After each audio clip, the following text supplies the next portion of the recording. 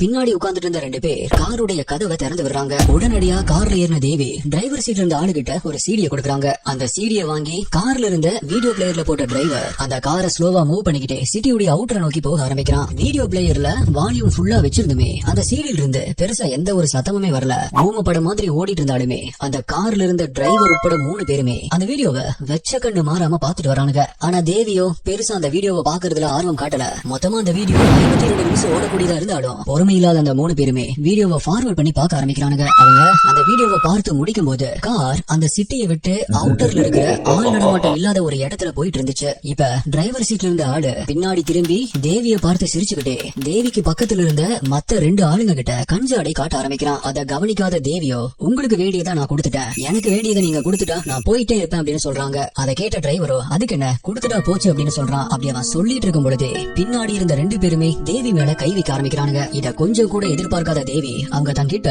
தப்பா நடக்க முயற்சி பண்றானுங்க அப்படிங்கறத புரிஞ்சுக்கிட்டு அவங்களுடைய கைய தட்டி விட ஆரம்பிக்கிறாங்க. கூடவே இங்க பாருங்க, நான் யாரு அப்படின்னு தெரியும்ல, இது மட்டும் அவருக்கு தெரிஞ்சது அப்படின்னா அவ்வளவுதான் அப்படின்னு சொல்ல ஆரம்பிக்கிறாங்க. ஆனா அது எதையுமே கண்டுக்காத அவனுங்களோ தேவி கிட்ட அத்துமீற ஆரம்பிக்கிறானுங்க. அப்போ அந்த நிலைமையுடைய சீரியஸ்னஸ் புரிஞ்சுக்கிட்ட தேவியோ என்ன விட்டுருங்க அப்படின்னு கெஞ்ச ஆரம்பிக்கிறாங்க. ஆனா பின்னாடி உட்கார்ந்துட்டு இருந்த 2 பேரும் இப்ப முரட்டுத்தனமா தேவி அட்டாக் பண்ண ஆரம்பிக்கிறாங்க. அவங்க கிட்ட இருந்து தப்பிக்க முடியாத தேவியோ ஹெல்ப் ஹெல்ப் அப்படின்னு கத்த ஆரம்பிக்கிறாங்க.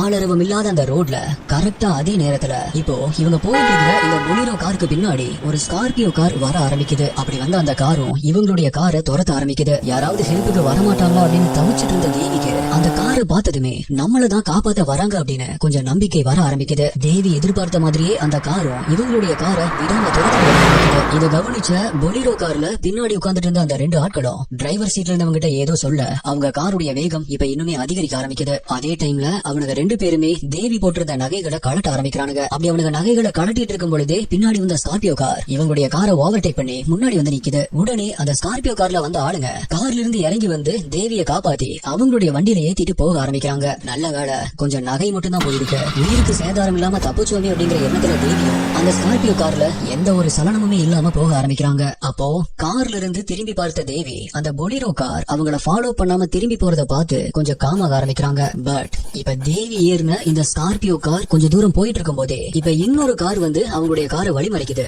அந்த 3வது அந்த கார்ல இருந்தவங்க தேவிய வலுக்கட்டாயமா அவங்களுடைய கார்ல ஏத்திக்கிட்டு பில்லாரா அப்படிங்கிற ஒரு சிட்டியை நோக்கி போக ஆரம்பிக்கிறாங்க. தன்னை சுத்தி என்ன நடக்குது அப்படின்னு புரிஞ்சுக்க முடியாம அந்த கார்ல போயிட்டு இருந்த தேவிய அதுக்கப்புறமா யாருமே பார்க்கல அப்படின்னு தான் சொல்லணும். சோ இப்ப தன்னுடைய மனைவிய எங்க தேடியுமே கண்டுபிடிக்க முடியாத தேவியுடைய ஹஸ்பண்ட் அமர்சந்த் உடனே போலீஸ் ஸ்டேஷன்ல போய் கம்ப்ளைண்ட் கொடுக்குறாரு. ஆனா போலீஸோ இந்த உமன் மிஸ்ஸிங் கம்ப்ளைண்ட வாங்குறதுக்கே ரொம்பவே தயங்க ஆரம்பிக்கிறாங்க. இருந்தாலுமே பேருக்கு கம்ப்ளைண்ட ஃபைல் பண்ணிட்டு இன்வெஸ்டிகேஷன் ஸ்டார்ட் பண்றாங்க.